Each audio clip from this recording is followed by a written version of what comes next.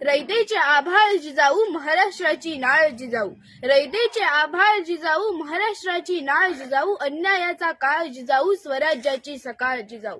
नमस्कार, माझे नाव श्रावणी संदीप तनपुरे। मी इयत्ता 7वी अ मध्ये शिकते। आज राजमाता जिजाऊ यांच्या जयंतीनिमित्त आपणा सर्वांना माझा मानाचा मुजरा।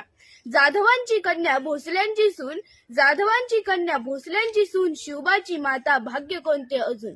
हिंदवी स्वराज्याची पताका नभी अभिमानाने डोलते, हिंदवी स्वराज्याची पताका नभी अभिमानाने डोलते। लक्ष देऊन ऐका मी जिजाऊ बोलते, मी जिजाऊ बोलते।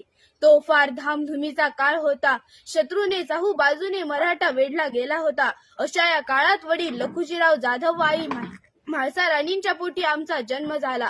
आजूबाजूला सरदारांची वर्दळ, युद्धाचे डावपेच, रयतेची गाऱ्हाणी, न्यायनिवाडे हे होते आमचे बालपण। युद्धकलेबरोबरच आम्ही अनेक भाषा शिकलो, रामायण महाभारतासारखी अनेक पुस्तके वाचली। त्यानंतर आमचा विवाह शहाजीराजे भोसले यांच्याशी झाला। आमच्या मनात हिंदवी स्वराज्याची पहाट होऊ लागली। आम्हाला 6 अपत्ये झाली, पहिले संभाजीराजे व शेवटचे शिवाजीराजे। शिवबांना धर्म शिकवताना समाजाचे कल्याण आदी हेच आम्ही रुजविले। आमच्या मनात तयार झालेली हिंदवी स्वराज्याची संकल्पना प्रत्यक्षात साकार करण्यासाठी शिवबांना ज्ञान, चारित्र्य, चातुर्य, संघटन अशा राजस्व गुणांचे बाळकडू दिले। राजांनी सुद्धा आमच्या संस्काराचे फलित केले।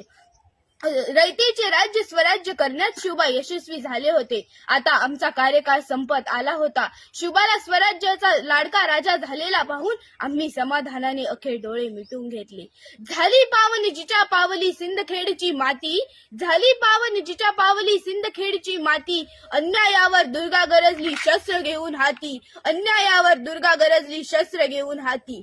जिच्या पावली हजार दाही झुकतो आमचा माथा, जिच्या पावली हजार दाही झुकतो आमचा माथा।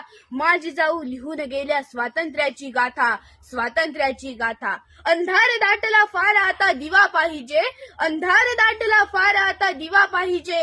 नव्या या युगात सूर्य नवा पाहिजे, अन्यायावर उगारलेले बाहू पाहिजे।